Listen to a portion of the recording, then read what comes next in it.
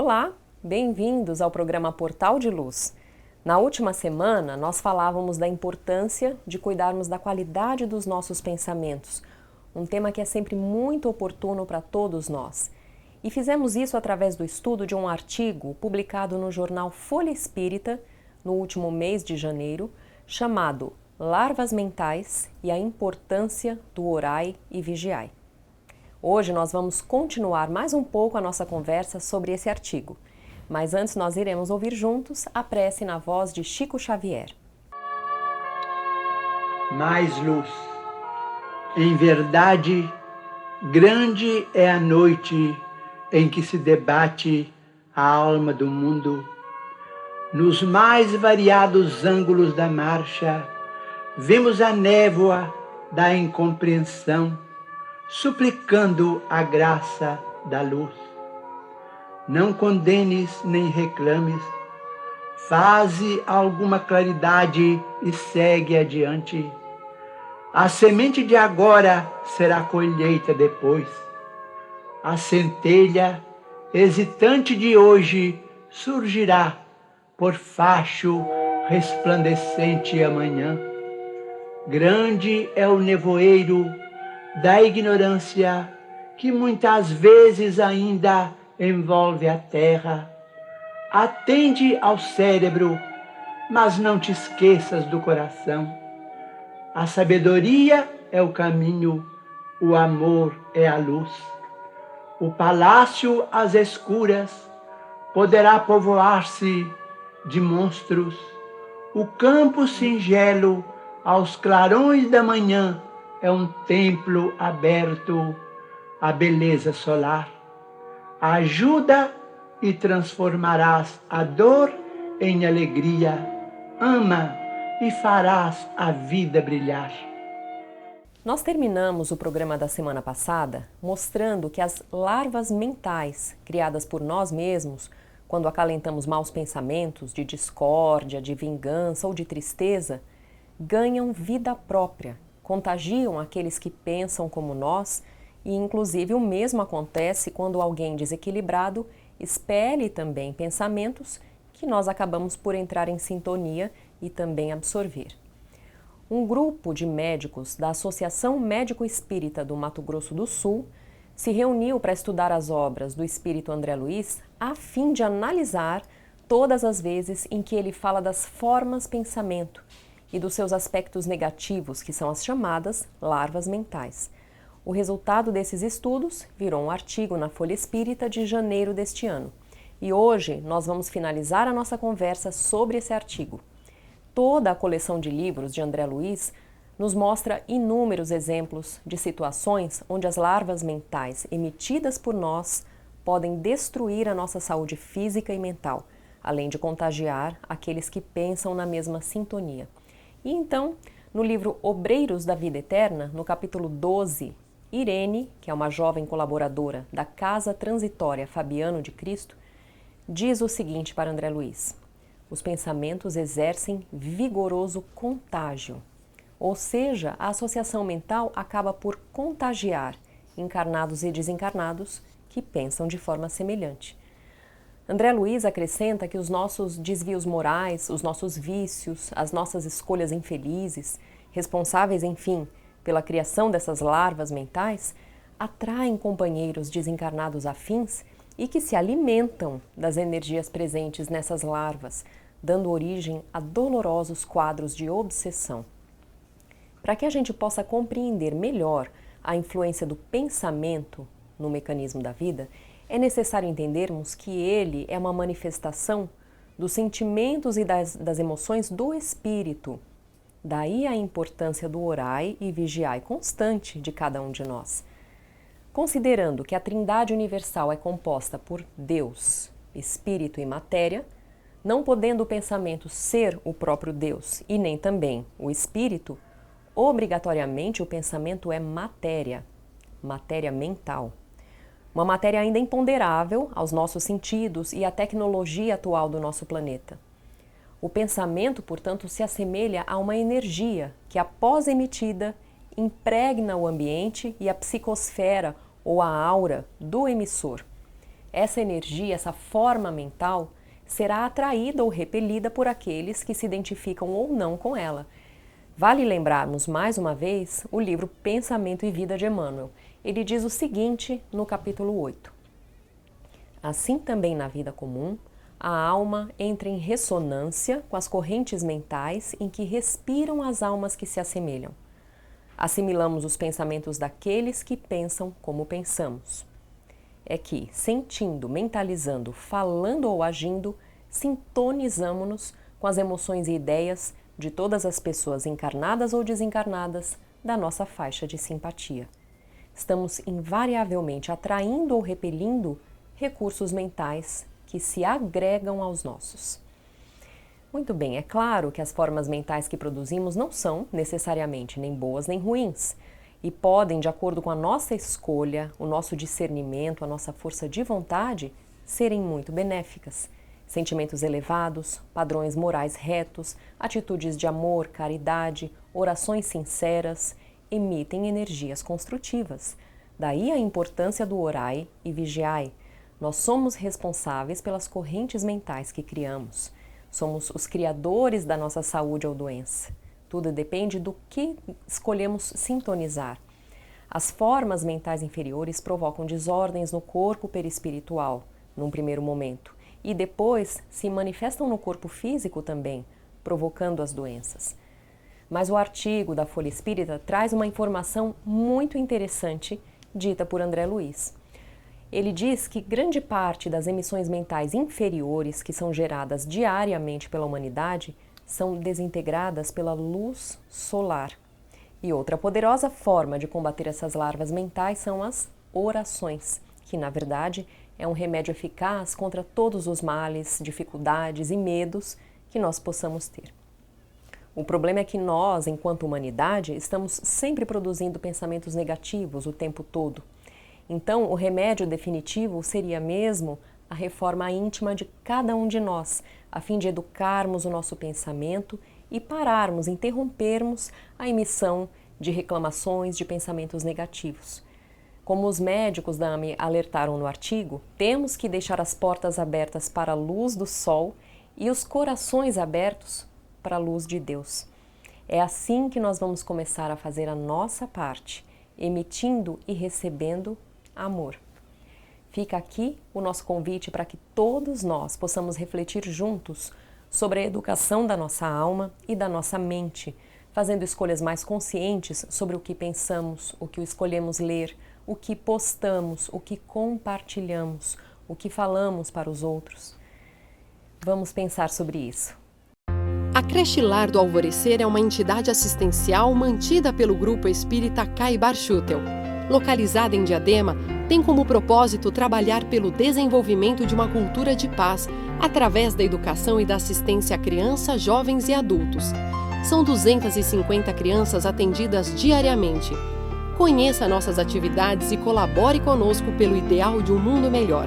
www.lardoalvorecer.org.br. Vamos agora ouvir a nossa amiga Sandra Marinho falando hoje sobre a providência divina. Queridos amigos, queridas amigas, é incrível como temos tendência para achar que as coisas não estão bem, que tudo parece estar contra nós, não é mesmo? Esse sentimento é mais comum do que nós imaginamos. Basta que algo não corra conforme esperamos e logo nos irritamos, reforçando ainda mais esta certeza de que existe um complô no universo para que nada que queremos se concretize, que tudo que temos acabamos perdendo de uma forma e de outra, e por aí vai. Certamente vocês que estão nos assistindo já experimentaram esse sentimento pelo menos uma vez na vida. Eu também. E me digam sinceramente, não é horrível pensar desta forma? Qual foi o ganho que tivemos em pensar desse jeito? Estive analisando melhor sobre a razão pela qual isso nos acontece E cheguei à conclusão que por trás desta percepção errada do que nos acontece está o egoísmo que nos leva a aceitar aceitar ser contrariado, que também é responsável pela síndrome da vítima. O egoísmo é responsável pela síndrome da vítima. Já pensaram nisso? Esse sentimento é aquele estado de espírito que muitas pessoas, por diversas razões, encontram para camuflar o inconformismo com as situações e lutas da sua própria existência, convencendo-se de que ela é a vítima. Voltando ao sentimento de que tudo parece conspirar contra nós, gostaria de abordar o tema sob outro aspecto. Se nos detivermos para verificar a causa primeira dessa convicção nefasta que nos retira as energias para prosseguirmos na viagem da vida, vamos notar que antes de tudo o que nos leva a achar que o universo conspira contra nós é a falta de fé. Olha a fé aí novamente, gente. Simplesmente não acreditamos o suficiente na providência divina que rege o universo, incluindo nós, espíritos encarnados e desencarnados, criaturas de Deus. No atropelo dos fatos que nos acometem, deixamos de sentir que estamos sempre amparados e não temos humildade para aceitar que a providência divina é soberana e sempre intervém para o nosso bem. Divaldo Franco, numa palestra proferida em 2002, contou o seguinte episódio. Um homem ficara viúvo havia pouco tempo. Estava diante de uma pia cheia de louça e pensava, desolado, por que fiquei viúvo tão cedo? Agora me encontro aqui arrumando a cozinha, com 5 filhos pequenos para cuidar, pressionado com a quantidade de afazeres domésticos e o barulho ensurdecedor da algazarra da criançada.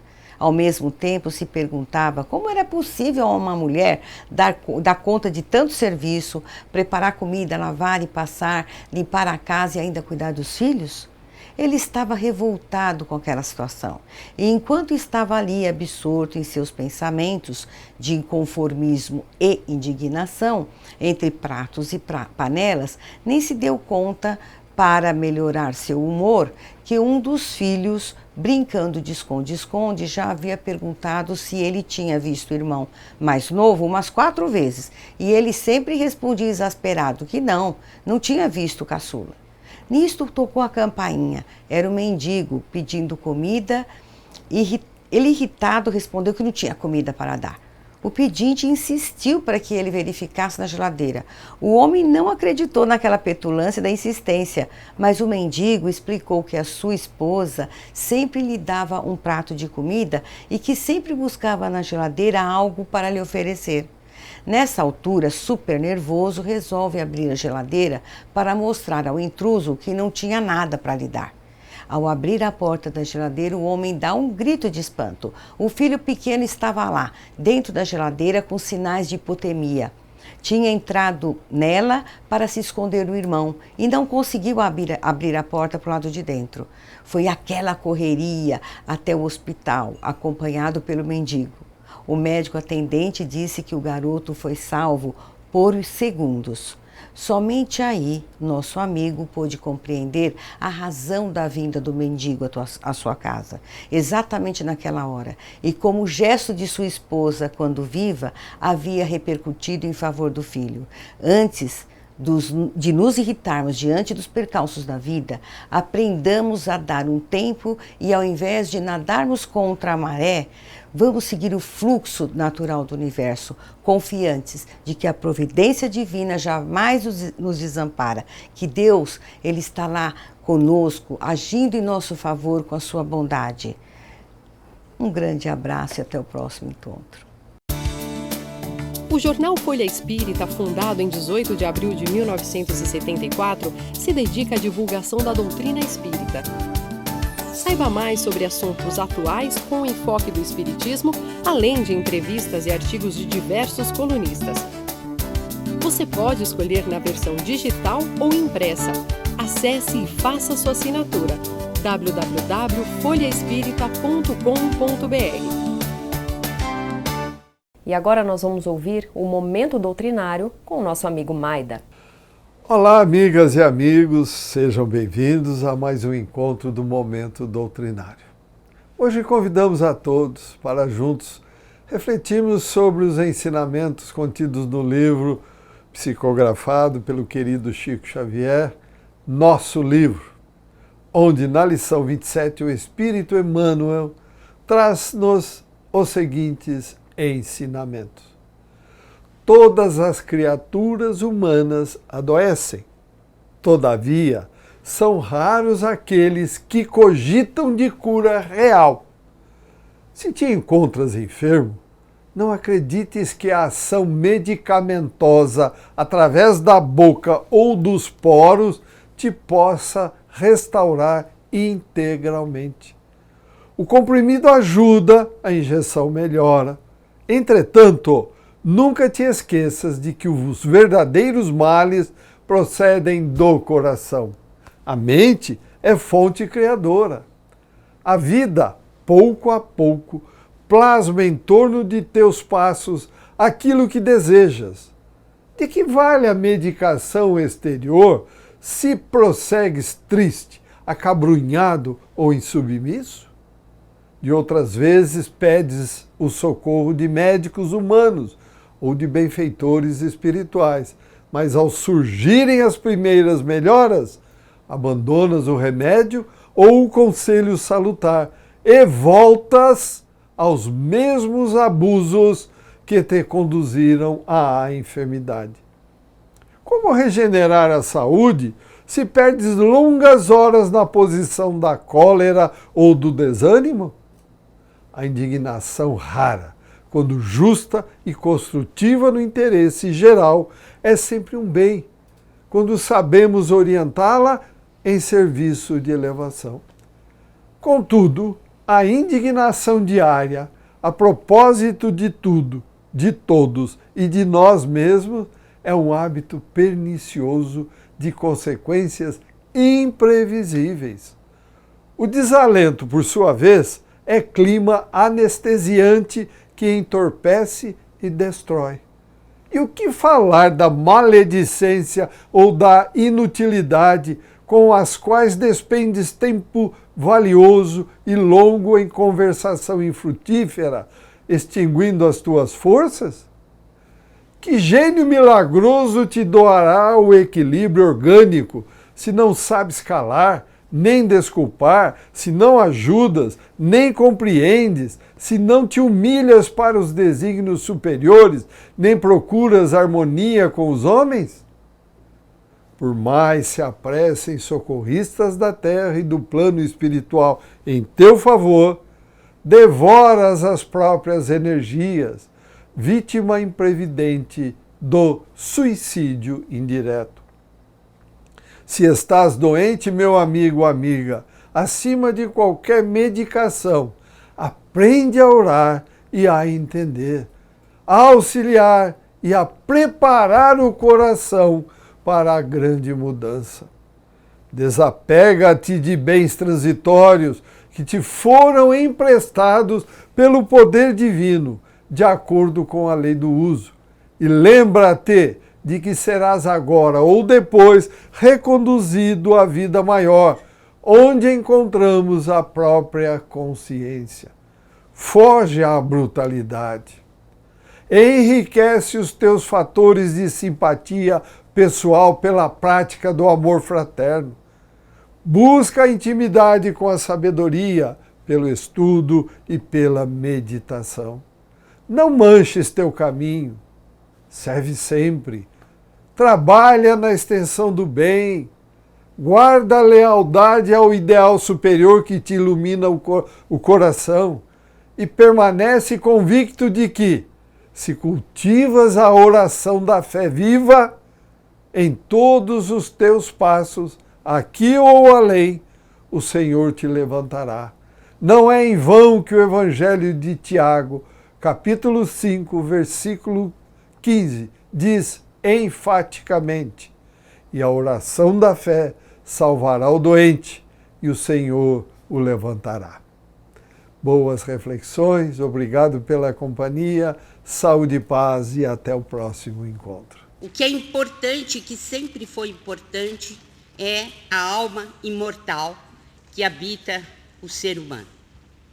Essa pessoa que nós somos, semelhante às máscaras que se usam desde tempos imemoriais nos teatros, para se ter ideia da personalidade, o que a personalidade significa. Então, esta escola muito antiga está alicerçada, enraizada em Platão e Aristóteles. E tem, por evidência, a pessoa humana. Vamos ao modelo personalista ideal que tentamos construir com os conhecimentos que temos de doutrina espírita e de medicina. A vida é um bem outorgado. Nós podemos chamar o planejador do que nós quisermos. Eu chamo Deus. Para você pode ser o Ser Supremo. Ou pode ser o Divino Planejador. Ou pode ser Alá ou Jeová. Não importa. A vida é um bem outorgado. É um mistério, um segredo entre o possuidor dela e o seu Criador. Nenhum médico, nenhuma nação, ninguém tem o direito de interferir na vida.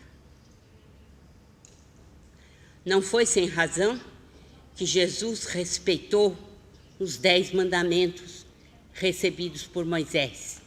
E um deles é muito claro: não matarás. Nós acreditamos que a dignidade do ser humano vem da alma.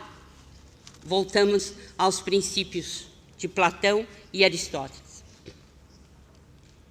Cada concepção é uma nova oportunidade de vida na Terra, é um novo projeto existencial, que deve ser respeitado no contínuo zigoto velho.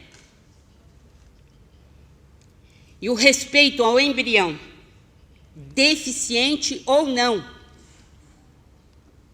é o respeito ao contínuo. Esse contínuo, senhoras e senhores, tem bilhões de anos de evolução. 3 bilhões e 600 milhões de anos de evolução. E cada um de nós está aqui porque sua mãe assim o quis. Vamos encerrando por aqui. Mandem os seus comentários e também sugestões de temas para o nosso e-mail, portaldeluz@folhaespirita.com.br. Muito obrigada e uma ótima semana para todos.